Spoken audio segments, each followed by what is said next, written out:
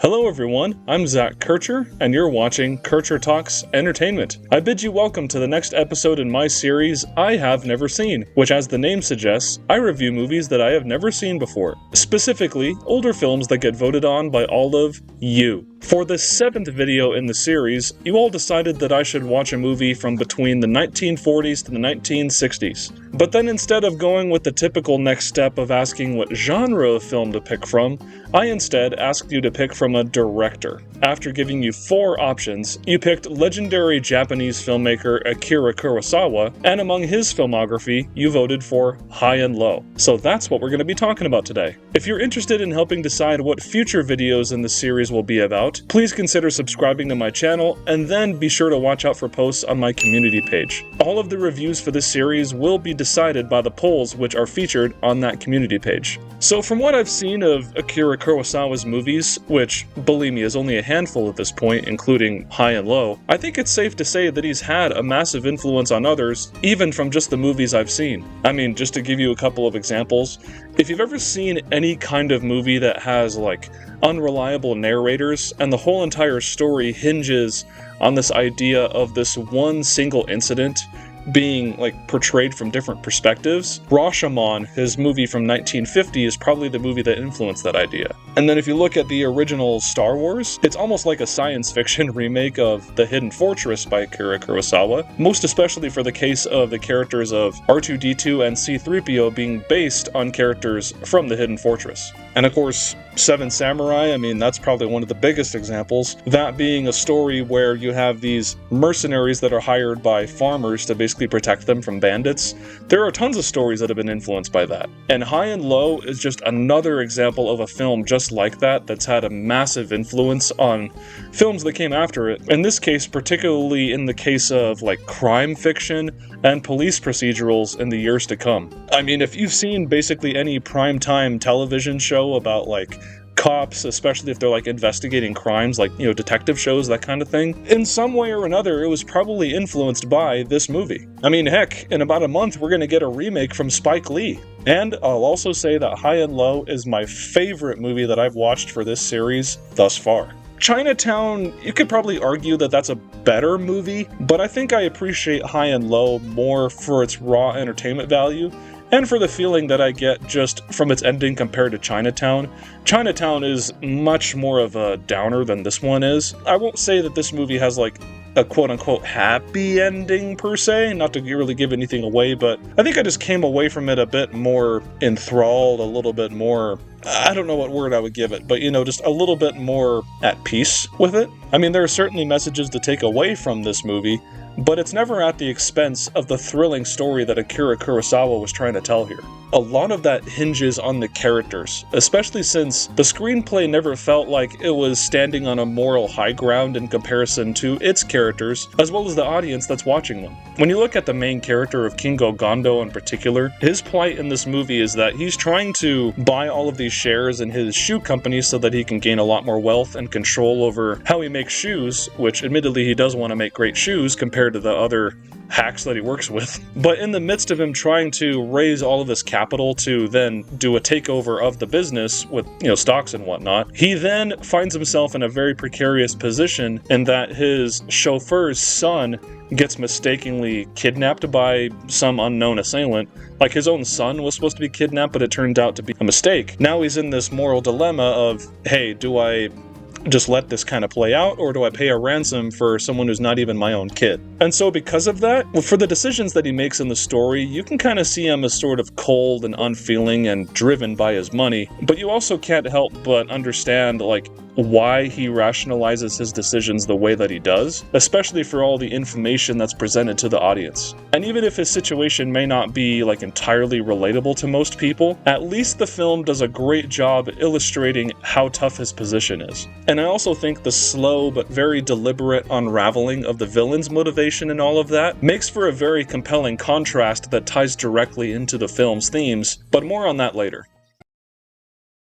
All of the Kurosawa movies I've seen are examples of a master at their craft, displaying the talent of a guy who's not above making a supremely entertaining movie, but also to make commentary on society, and High and Low is no exception to this. I mean, the way that the actors are blocked on set, the emotion that they infuse into all of their dialogue, and the full use of the cinematic frame to kind of emphasize tension just makes this such a fun movie to watch. I mean, both as like, you know, a hardcore movie fan who can kind of like pick things out and the way that Kurosawa was able to frame shots and why he makes the decisions he does, or if you're just kind of casually watching it, you know, just to have fun with something. The best way I can describe this movie's vibe is that it's like an evolution of detective fiction from the 1940s, you know, kind of like a Philip Marlowe sort of thing, and a prototype of the sort of hard-boiled pulp thriller that filmmakers like William Friedkin with The French Connection and then David Fincher would go on to make in the West. Maybe High and Low is not quite as like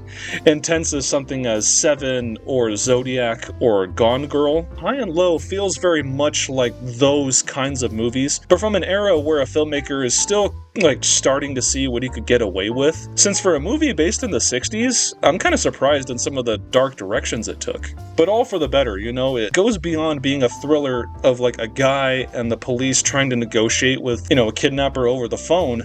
It goes into this full-blown, intense police investigation that results with twists and turns and shocking reveals, the kind of stuff you would want from a story like this, and it's all delivered with absolutely precise editing and excellent dialogue. I use food analogies a lot on this channel, and High and Low is very much like a full-fledged steak dinner that is cooked to perfection. It gives you everything that you would want, and you just feel completely satisfied by the end. It all wraps up quite nicely too, especially for the messages it tries to convey. As I mentioned a little bit earlier, the main character, who, you know, this wealthy executive of a shoe company played by the legendary Toshiro Mifune. He has complicated morals, but you get where he's coming from at least. And the antagonist, who I'm not going to spoil who that is since it's supposed to be a mystery, he also has motivations that you don't necessarily agree with. I mean, I don't, but it becomes clear why he makes the depraved choices he makes. Without going into too much detail, let me just say that the contrast between, you know, these two characters, especially in the film's memorable ending,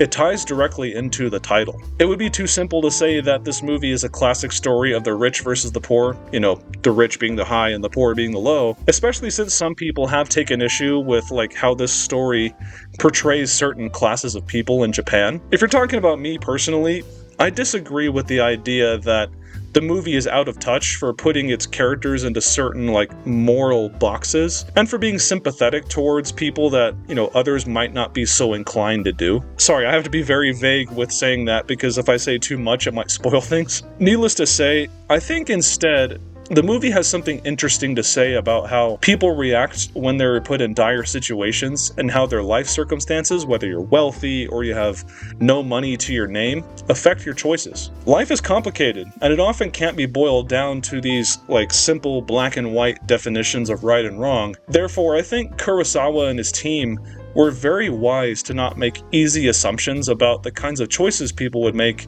if they were put in this position where they're like forced into a corner and compelled to act and make choices that they thought they would never have to make.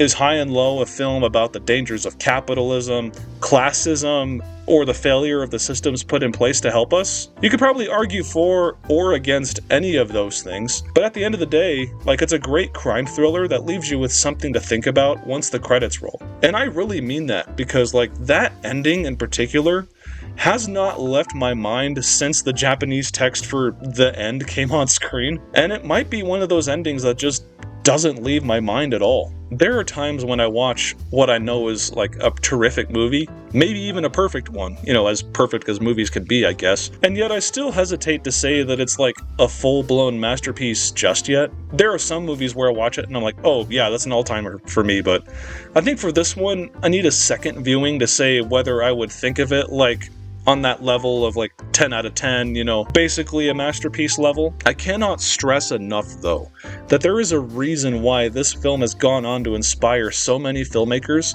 and other kinds of artists, you know, like game designer Hideo Kojima. で、日本映画なんで、まず誰でも知ってる、黒澤明さん。大体七人の侍とか、用心棒です。僕はハイアンドロー、天国と地獄が一番 It's one of those movies that just feels like a classic while you're watching it, which it's kind of hard to describe what that feels like. It's just something you kind of have to know in the moment that what you're watching is just a cut above, the typical type of stuff you might see. And I don't say that in any kind of stuffy, pretentious way. It's just, it feels elevated. Like, you take material that in other hands could be made with a lot less care, it could be a lot less purposeful in what it's doing, but because it's in the hands of a master, you just feel the power and the sheer value of what you're being given. It's full-blown entertainment at its peak, while also being a movie that you could easily write an essay about for high school or college, both for its writing and its technical achievements. And I, for one, look forward to watching it again in the near future. I'm so glad that I finally had an excuse to watch it because of this series, and I thank you all for voting for it. And that's it. Thank you so much for watching this video. If you enjoyed what I had to say, please give it a like and then consider subscribing to the channel. For doing those things really does help me out, and I will see you all in the next one.